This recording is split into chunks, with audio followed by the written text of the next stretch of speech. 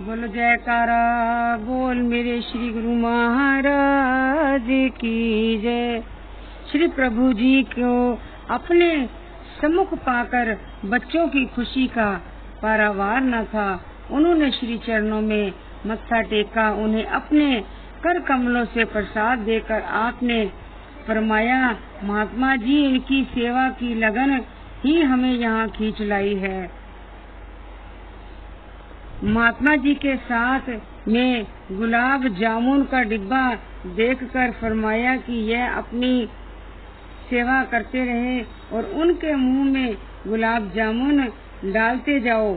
जब सारा डिब्बा खाली हो गया तो पुनः उनसे पूछा कि और कुछ खाना है। कुछ अन्य गुरुमुख भी वहां पहुंच गए और उस मधुर लीला का रसपान करने लगे। सबको आशीर्वाद देकर आप अपने कक्ष में चले गए।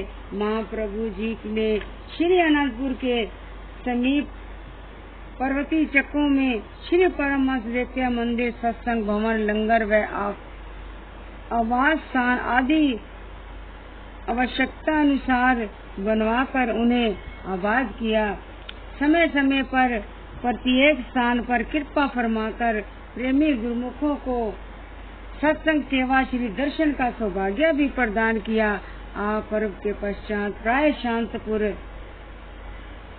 चक में 2-3 दिन के लिए कृपा फरमाते। वहाँ कुछ एक गुरुमुख भी साथ सेवा में जाते। अन्य गुरुमुखों एवं दर्शनार्थी संगतों के लिए इन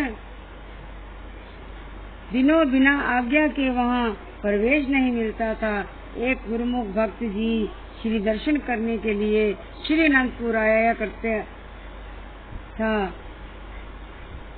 न धन की सेवा एकत्र की और अपने भाई के साथ श्री अनंतपुर पहुँच गया। महाप्रभु जी उस समय श्री अनंतपुर में पर्व मनाने के पश्चात कुछ दिन के लिए शांतपुर चक पर विराजमान थे।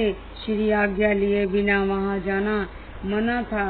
वह प्रबंधक महात्मा जी को उन्हें शांतपुर भेजने के लिए विवश करने लगा। महात्मा जी ने बहुत विनम्रता से कहा कि हम आपकी विनती श्री चरणों में भेजेंगे। आपकी विनती स्वीकार होने पर ही आप वहां जा सकते हैं।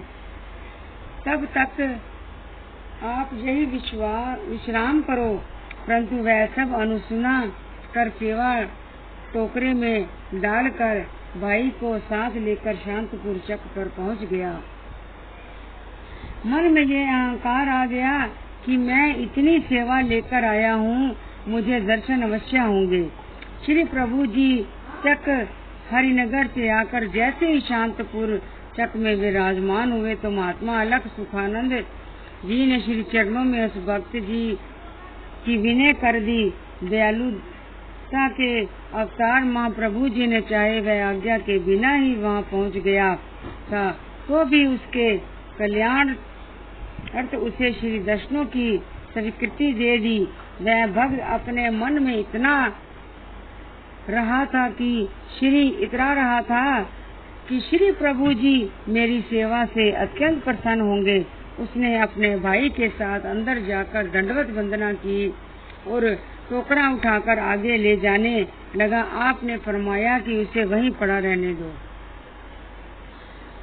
उसने समीप जाकर मत्था टेका तो अंतर्यामी महाप्रभु जी ने फरमाया, जीव का मन माया के भंवर में चिरंद ही फंस जाता है।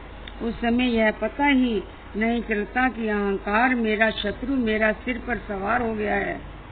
उसकी सोच बस यही तक ही है कि वह अधिक सेवा भेंट लेकर आएगा तो उसे अत्यधिक सम्मान मिलेगा। मान सम्मान का पाना और अहभाव यह जीव की भक्ति को नष्ट कर देते हैं। जिस सेवा भेंट में श्रद्धा भावना निहित हो वही सेवा श्री दरबार में लेखे लग सकती है। वही प्रसाद रूप में प्रभु कृपा की अधिकारी बनती है। अभाव से की गई सेवा का यहाँ कोई स्थान और मूल्य नहीं। आपने महात्मा जी को संबोधित करते हुए फरमाया, महात्मा जी इसे प्रसाद दो और इस यह जैसे ढका हुआ टोकरा लाया है वैसे का वैसा ही साथ वापस ले जाए। उसने पुण्य विनय की, प्रभु आप कृपा करके इसे स्वीकार कर लो। महाप्रभु जी ने फरमाया, इसमें से हमें कुछ भी अपेक्षित नहीं। महात्मा जी के अधिक समझाने पर वह उस टोकरे को उठाकर बाहर ले आया। पश्चात ने जोर डाला, उसके मन का अहोभाव आंसुओं में बहने लगा। पास खड़े महात्मा जी भी वहीं असमंजस में पड़े यह जो सोच ही रहे थे कि श्री प्रभु जी ने इस भक्त जी की सेवा स्वीकार क्यों नहीं की। इतने में महाप्रभु जी ने महात्मा जी को कहा कि बाहर जाकर देखो वह भक्त क्या कर रहा है। महात्मा जी जब बाहर आए तो उस समय उसका भाई उससे कह रहा था कि मैंने तो तुमसे पहले ही कहा था कि महापुरुष तो केवल भाव की ही चाहते हैं, फिर हमें बिना श्री आज्ञा के यहाँ नहीं आना चाहिए था। प्रेमाशु बातें हुए उसने महात्मा जी से विनय की, मेरे मन का अभाव अब मुझे कचोट रहा है।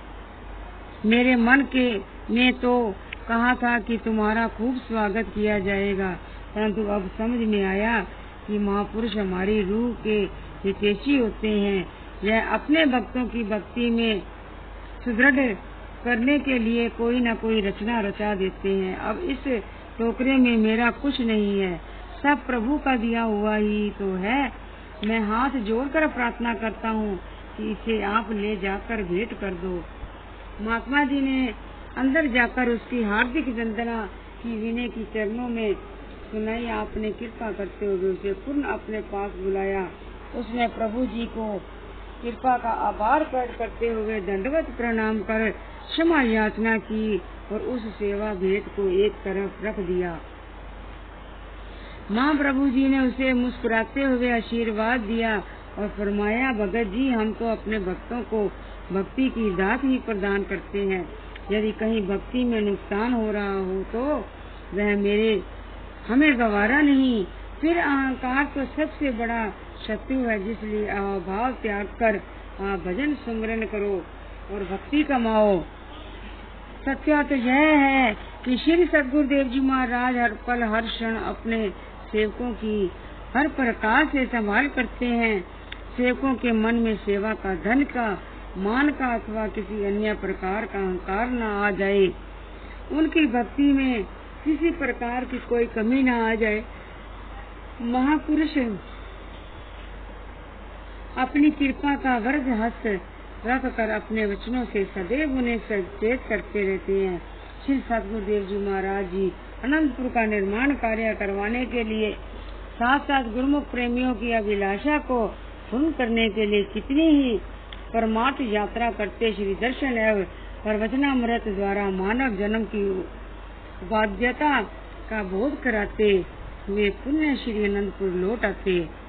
जब भी पूर्व श्री अनंतपुर पधारते तो जहाँ जहाँ सेवा कार्य चल रहे होते, कई बार स्वयं उन डिपार्टमेंट में कृपा फरमाते और कई बार स्थायी निवासी गुरुमुखों को पास बुलाकर श्री दर्शनों का सौभाग्य प्रदान करते। गुरुमुखों के हृदय में भी सदा यही लालसा बनी रहती कि उन्हें महाप्रभु जी की समीपता प्राप्त हो। प्रेमी को अपने प्रीतम से सेवा और कुछ समझता भी कहाँ है।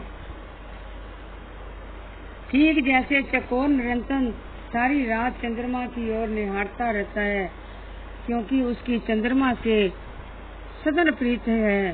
चंद्रमा उदय होते ही मानो उसके जीवन को नवजीवन मिल जाता है। ऐसे ही प्रेमियों के प्राण भी अपने प्रीतम श्री सतगुरुदेव में बसते हैं। उनका मन, चित्त, वृत्ति, विचार, सुरति की धारा सदैव प्रीतम के चरण कमलों में जुटती रहती है। संपत्ति भाव से सदा उनके ही चिंतन में निमग्न रहते हैं। यहाँ सेवक के हृदय में अपने स्वामी का शुद्ध प्रेम पाने के लिए तड़प जागृत होती है। वहाँ फिर भला स्वामी भी सेवक को मिलने के लिए अधीर हो क्यों ना हो। एक बार एक डिपार्टमेंट के कुछ गुरुमुख प्रेमी श्री चरणों में उपस्थित हुए। अंतर्यामी श्री प्रभु जी ने उनके हार्दिक प्रेम को देखते हुए अपने मनोहर वाणी में यह पावन वचन फरमाए, गुरु भक्ति में विशुद्ध प्रेम ही सर्वप्रिय है। जो प्रेमी है उसके सब मायावी बंधन तुरंत ही टूट जाते हैं और वह विकारों से रहित हो जाता है। जिसके हृदय में अपने इष्ट देव के प्रति अटूट श्रद्धा और विश्वास है, वही इस अनमोल प्रेम की दिव्य दात को पा सकता है। प्रेमी हर पल अपने प्रीतम की याद में निगम रहता है, फिर चाहे उसको प्रीतम की याद में रोना और तड़पना भी पड़ता है। यही वास्तविकता है। परम संत श्री कबीर साहिब जी का कथन करते हैं, हंस कंत न पाया जिन पाया तिन रोए, हंसी खेल पिया मिले तो कौन दुहागिनी होए। बोलो जयकारा बोल मेरे श्री गुरु महाराज की।